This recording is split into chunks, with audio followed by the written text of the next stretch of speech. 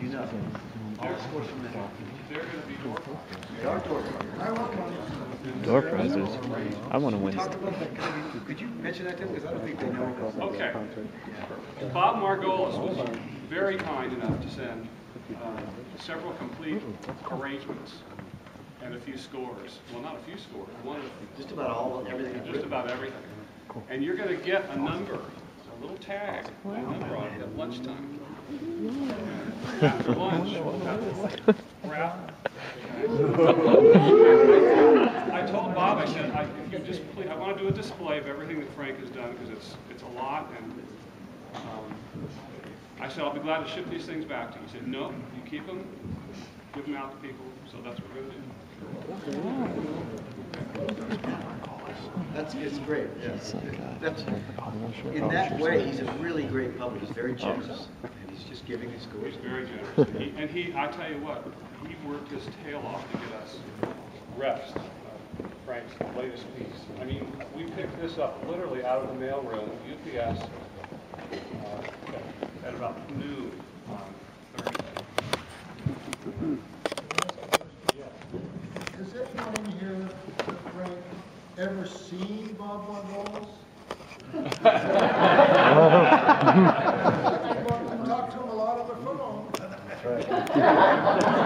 Not only, I've seen him in person, and I have some photos of him. And every now and then when we get into arguments, I threaten to put his photos up on my Facebook page. Put on his cover.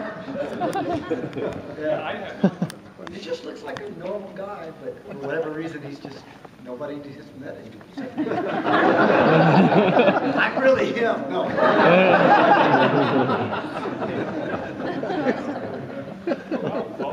Okay, thanks. Good to be back. Well, this is sort of an open forum. I thought I'd just talk a little bit about my background. Not so much to tell you about my background, but to let you know how music educators at your level, at the high school and middle school level, had a big impact on my life, and probably a large reason why I ended up doing what I'm doing. I grew up in Louisiana most of my early childhood in Louisiana, near New Orleans, and so my earliest musical memories are all around that great culture, that gumbo of music, for everything from Dixieland to Cajun music and so forth. And I wanted to play either clarinet or trumpet because my dad used, back in those days, you could go into nightclubs even if you were a minor, if you had a guardian with you. And maybe in Louisiana it's still that way. It probably is in Louisiana still that way. So my dad used to take me to hear Pete Fountain, and there was a trumpeter right on Bourbon Street, Al Hurt, used to play. So I would hear them all, as a young kid, I would just go and hear these people a lot. And so I wanted to play either trumpet or clarinet, but I was leaning towards clarinet because Pete Fountain played a lot more notes per square inch than Al Hurt. And I just loved it. And so we went to this pawn shop. I was in 4th grade. I was 9 years old. We went to this pawn shop right on Bourbon Street, down away from the center of Bourbon Street. If you go farther out, it's more businesses. And there was a pawn shop, and in the window was this trumpet and this clarinet. Just these two, and this clarinet was like a silver-plated clarinet. The trumpet was an old con with like a copper bell with a bunch of dents in it, 7 dents. I remember I counted them. And I was going right for that clarinet. It just looked really cool. But the clarinet was $80 and the trumpet was $45. And my dad said, "Son, you're going to play the trumpet." And so that's the way it all started. So my earliest musical training was just in public schools program there in this little town outside of New Orleans, not very good. Then we moved to Richardson when I was a teenager, Richardson, Texas, a suburb of Dallas, and it just shocked me. I had no idea that kids my age, I'm in junior high now, and that kids my age, 13, 14 years old, could play that well. I mean, all the things they were doing, and the literature. I went straight from this, playing out of method books in Louisiana to this really cool literature. In junior high, doing the whole suite in E flat, and then in high school doing the Hindemith Symphony and the Dahl Sinfonietta. So I never had any of that whole middle tier music, that stuff in between. because of my geographical situation, I just went straight from the method books to being exposed to this really amazing stuff, nothing in between. So it was just a culture shock, and it lit this fire in my belly that's really never gone out. I can't tell you the shock I was in. It was just a real culture shock for me. And there were sort of heroes in the wind band program. They were like athletes. They were exalted in the school, not just but in the band program, but the whole school knew about their talent. This one guy named Chip Schutze, he was a trumpet player. He's now principal trumpet in Kansas City Symphony. Well, in junior high school, he was just this cool guy to everybody, just because he played the trumpet so well. And that was a huge change in culture for me. And he could triple tongue, and he could double tongue, all those things that I didn't even know, hadn't even heard of before. So anyway, so the second half was there in that culture, and as I mentioned yesterday, I had really good teachers. So it was sort of, on the one hand, I was exposed to that whole competition side, and on the other hand, I had teachers who were wise enough to know that you have to be careful with that stuff and not make that the ultimate goal. So I was lucky in that way. And my high school director was a man named Bob Floyd, but he had an assistant named Jerry Brumbaugh, who has since passed. Do any of you know either of these people? Well, Jerry Brumbaugh, he was the assistant, and he's the one who first came to me. I was about a sophomore in high school, and he said, "You know, Frank, you're a pretty good trumpet player." You know, yeah. And I was just like, I was okay. But I wasn't like Chip Schutze, but I was, yeah. He says, but your ears, I notice your ears, you have the ears of a composer. You might want to think about that.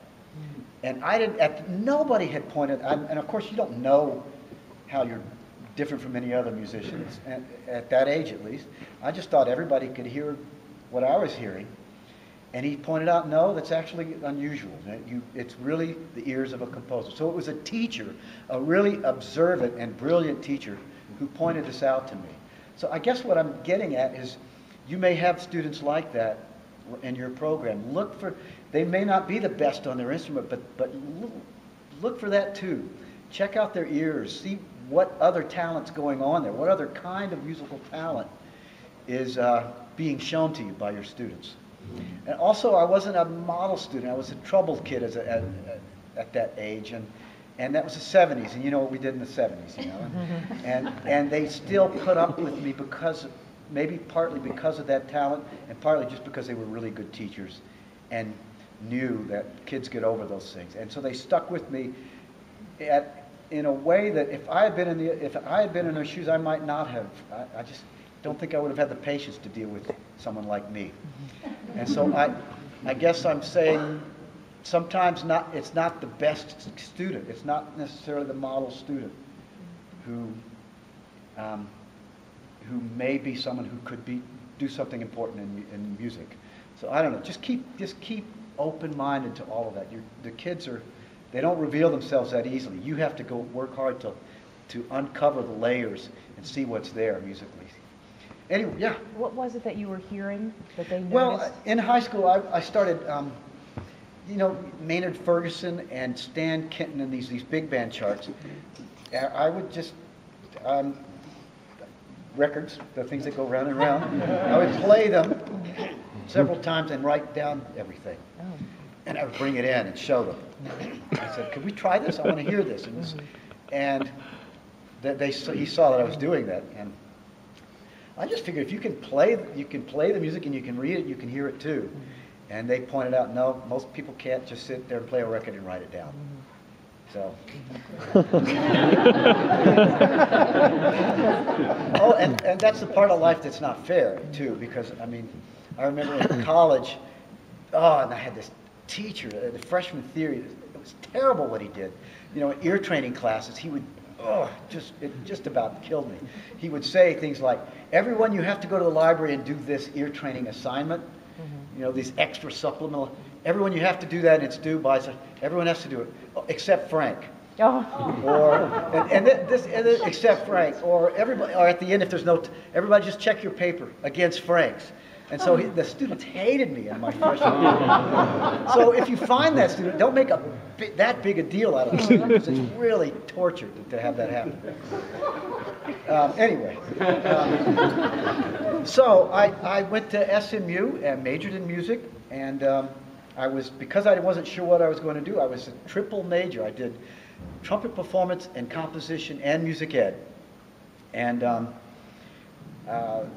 so I was busy, I had no life, and every summer, all of that, and wasn't sure. I thought about teaching, and in fact, I did actually teach for one semester. I had a job as a band director in Garland, Texas, for one semester in 1981. I graduated after 4.5 years in December of 1980, and I was all set to go to Michigan and become a composer. And by that point, I knew I wanted to be a composer. Even though I finished up the degrees, I knew I was going to be a composer. But I got a phone call over the Christmas holidays.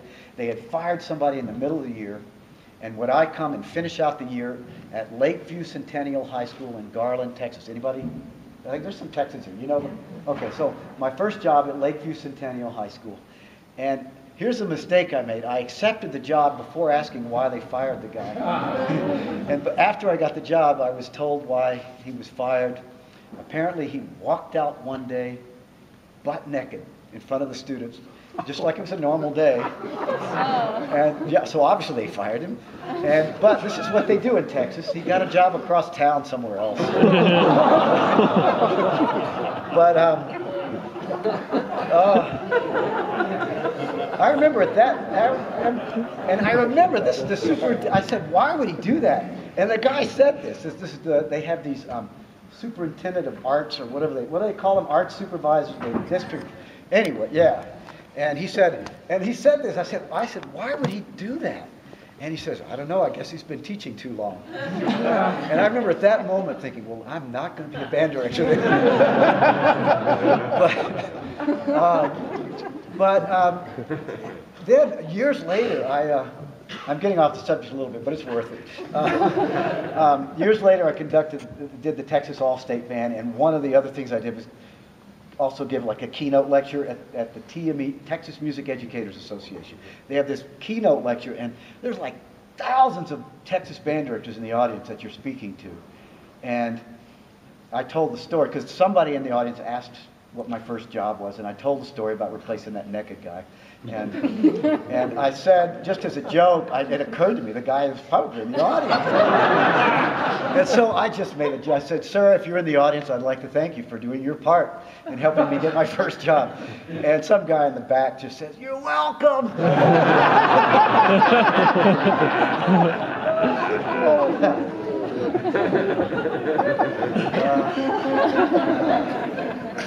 It was not him, but it was.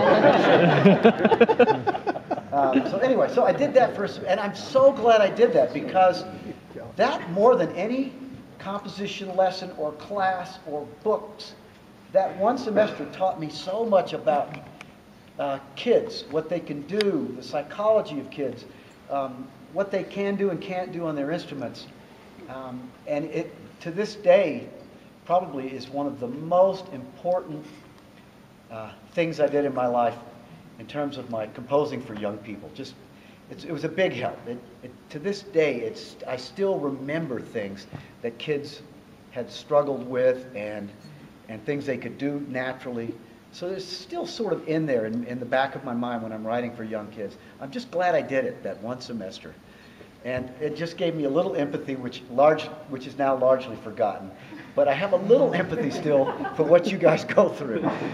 But I don't know if you had to replace a naked guy, but still, I know how hard your job is. And you know, it was that I came in the middle of the semester, and they were already on the path to going to Florida. And at that time, they had to raise, the goal was $68,000, and this guy had only raised like half of that. So I had to finish raising all that money. So it was like throwing me into the fire, and it was sink or swim.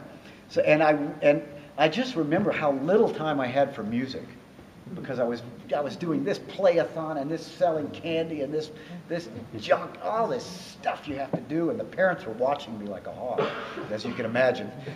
After and I was only 23. I was basically just not much older than the kids. So I remember all of the things that a high school band director has to do, and I'm just glad I did it, if for no other reason, for those reasons. Anyway, I went to Michigan. And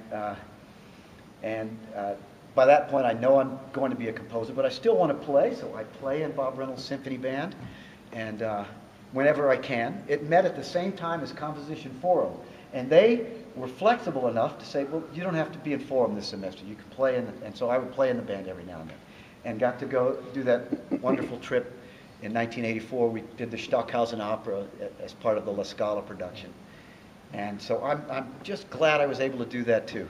My first lesson with Bill Bolcom was a huge shock for me. I went into the lesson with what I thought was a really respectable amount of music, because up to this point, I was just told how great I was as a composer at SMU as an undergrad. I'm talented, I was good, all of this.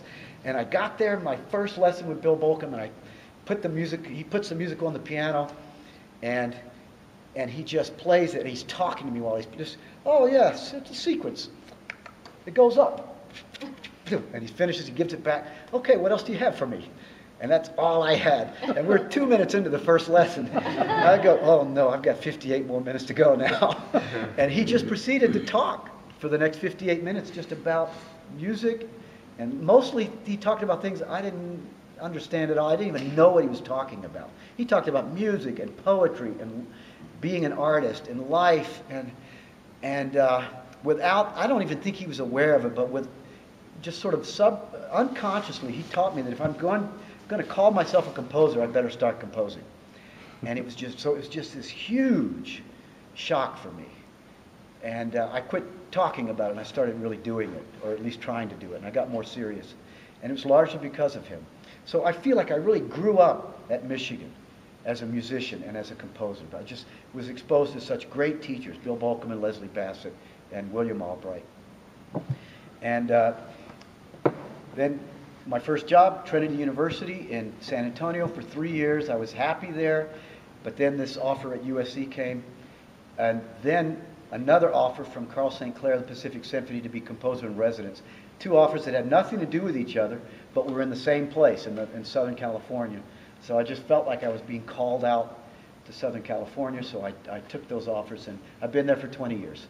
And so that's just a quick sort of Reader's Digest biography. Wanted to sort of let you know where I'm coming from.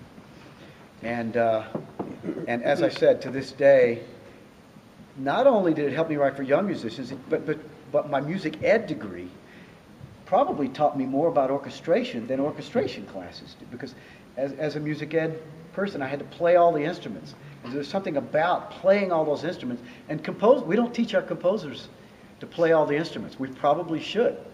So I just feel lucky. I didn't plan it this way, but just lucky that I had both the music ed and the composition, because the two together sort of have shaped me as a composer. So I thought I'd talk a little bit about one other thing before I just open this. This is supposed to be open. I'm not supposed to be blabbing here, so I wanted to keep this open for your questions. But just one thing I wanted to talk about beforehand, and that is in my private lessons with my students, I just wanted to share with you some of the things that I am confronted with by the students. And I think that might be fuel for thought, because I think some of these things also apply to performance. Students, I can't tell you how many of my students come in thinking that they're the only ones who suffer from these problems.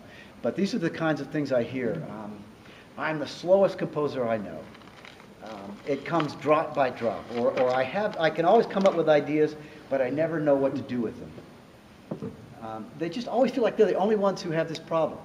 And as if not, except maybe Mozart, we all have had this problem. We're all doing something that's very difficult and very mysterious, and something that comes very slowly. And we've all been through this. And yet my students all feel like they're the only one. Or I don't know, so-and-so is just so much better composer than I am. Maybe I should just get out of composing. That kind of thing. Or everybody's better than I am. I don't know. Just this kind of self-doubt. And so I find that I'm a little bit of a a cheerleader trying to offer them an alternative way of thinking. Just alternatives to the way they're thinking at the time. There's this voice in their head that may be the voice of a well-meaning parent or a sibling, something in the past.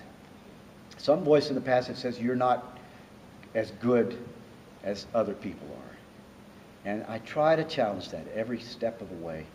And another thing I try to do is make them focus not just on what remains to be done, but to spend time enjoying what they've already accomplished. So in a lesson, I won't just talk about what they need to do next, because they're already focused on what they need to do next, the blank page.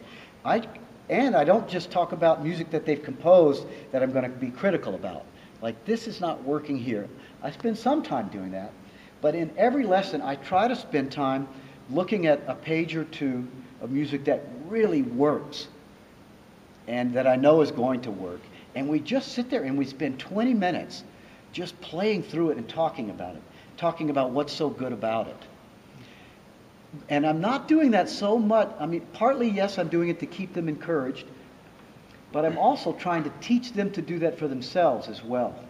When they're alone at their desk, to spend time enjoying what they've already accomplished, something that works, and to kind of pat themselves on the back. Because if you are just obsessed over the things that aren't working or the things that remain to be done, you add up the number, the days and weeks and months and years of doing that, and it eventually starts leading to various forms of paralysis in the creative process. And so I think this can also be applied to what you do. I think you have to spend time, because you're so so immersed in educating young people, young musicians. You're spending so much time teaching them and making them get better and trying to get them to do that triple tongue and that double tongue and so forth. You also, I think we have to consciously, we have to work hard at spending time just doing something they really do well and let them enjoy that. And something that doesn't require a lot of criticism. I think it's really important that you do that you balance the two. And you'll see the joy. I think, I'm sure maybe this is obvious to some of you, but you'll see the joy on their faces when you're able to find that balance between stretching them and challenging them and letting them just feel good about what they're doing. There's in New Orleans, how many of you have gone crabbing before? Oh, good. So you'll know, in New Orleans we have the saying, beware of crabs in the bucket. And if you catch crabs, you know that you can put them in the bucket and most of them, they just stay in there. They won't climb out. Except every now and then, one pioneer crab will see that sunlight or something, and he'll start to get out. And just as he's about to get out of the bucket, some crab will pull him back in. And I think we have to watch for that in music. We have to beware of the crabs in the bucket. That crab can be another person just when you feel like you're about to just take off, or your students are doing that. You watch out for a student that's about to pull him back in or her back in. And you watch out for peers that are about to do that to you. We all have to be careful about that. Sometimes that crab in the bucket is a voice in your head, though. And that gets back to what I was just saying. That could be the voice of that well-meaning parent, sibling, old friend. That crab in the bucket can be inside yourself, too. We can easily jeopardize our own success by having that voice come in there and stop us. So just beware of that as well. So anyway, I spend a lot of time not dealing with harmony and theory and rhythm, and I spend a lot of time just being a shrink in my private lessons. Composers need it a lot. Those of you who are not composers, you may not be aware just how, you know how vulnerable you are as a musician. You're a performer, you're up there, and there's a vulnerability. You may not be so aware how vulnerable a composer feels, but it's the same kind of thing. It's that fear that, oh, I'm going to write something and it's going to be done on this recital and everybody's going to think, God, that was terrible. How could he have written that? We have that same kind of feeling. And so that's why I think so many of these things apply to both of us, composers and performers. So let's open it to questions. Yes? Can you speak to the balance between the creative process and I have this deadline that I have to, Yeah. Well, I'm trying to create this thing and yeah. I have this deadline. Well, a deadline can be a huge source of inspiration. I have this. I wanted to give myself a 50th birthday present of having no more commissions for the rest of my life, and It didn't quite work because I'm now 53 and I'm booked now through 2015. So now I'm shooting for my 60th birthday present, 2018. I want to just see what it feels like to not have commissions. So I almost can't answer your question because I don't remember not having. I've had deadlines since I was a grad student at Michigan and have never not had that. If you take away the deadline, I might just, the work's out there in the backyard studio. I'll get to it. I'm going to watch 60 Minutes instead. The next day, I'm going to do something. My kids, I can't leave my kids. You can always find excuses. And so the deadlines, in a way, they kind of, they're a good source of inspiration. So for me, it works. And I know many composers who are like me, who need the pressure. There's a guy named Elliot Goldenthal, New York composer. He's written lots of film music, Batman and all these things, Drugstore Cowboy. He's done a lot of stuff. And he talked about how I need the pressure, man. I need the pressure. I can't compose without the pressure. He's got that New York accent. And I completely related to that. I kind of need, the pressure increases as that deadline starts to loom. And I notice I get more productive as I get closer to the deadline. So I need it. But I want to try without it. I want to see what it's like without it. Just to be able to compose for one thing, I want to compose more chamber music. But there aren't as many commissions for chamber music. There just aren't. There's less funding, and I'm less known as a chamber music composer, so I'm caught in that cycle. Well, he writes band music and now choral music and some orchestra. So all my commissions are band, chorus, orchestra, and about in that order in terms of number. And I want to write more chamber music. So if I don't stop taking these commissions, I'm not going to be able to do that. So you've never written one piece just for you over a long period of time? Yeah, I'm able to squeeze in something really every now and then, but nothing that you can really sink. There's only like a month here or a few weeks there where I can just do something quickly. And in fact, San Antonio Dances, out on the table when you see all the scores, the newest ones are San Antonio Dances and Rest. And I wrote them both Rest is an adaptation, as I mentioned, of my choral work. And San Antonio Dances, it's original, but it's only 9 minutes long, and I love it. It's one of my favorite wind band pieces that I've written in a long time. But it's not like a symphony. I want to be able to do something really meaty for chamber ensembles. And for that, you need a year off, and I don't have that. I'll have a month off here and there. How much time do you usually get from Well, I set the deadline. That's why I mentioned 2015. If I get a call, I'll say, and they say, we'd like you to write a piece for us next year. I'll say, well, I can't write it next year. I can write it for 2015. If you can wait that long, I'd be happy to accept it. Then they write back and say, sorry, we can't, or yes, we're willing to wait until 2015. And then I put it on. And I try to spread them out about every 9 months or so, maybe a year. I have about 3 commissions every 2 years. So it's something like, that's about 9 months per commission, I guess. So, yeah. Yes? As you know, one of our content standards, national standards, is kids will compose. Mm-hmm. Can you talk a little bit about that and some That's ways great. you've seen that done in the classrooms, given the regular, ordinary demands that, all of us band directors have? I've seen some. Michael Colgrass is doing a lot of work in this area, composing for young kids, teaching them how to compose. I've done a little bit on my own as well, and I've taught composition classes to young kids, and it's pretty exciting actually. The problem is so many music educators think of composition as an extension of theory, and when you do, and harmony courses because that's when you did it in college. You did it in theory classes, and you need to actually. It's better if you get away from that, because then you're putting them more on an equal plane. Everybody's sort of treated as equals. If you can take away all of the rules and just focus on the creative side of composition, at least early on. Now later on, you can add things like, okay, we're going to talk a little bit about harmony, about these 3 chords and how they interact with one another, and why this chord has got this tension here.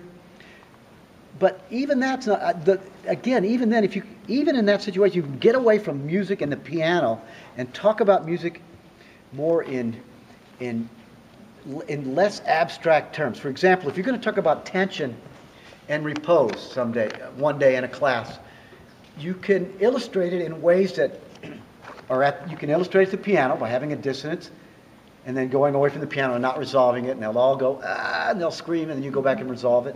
But you could also do things like, who wants to do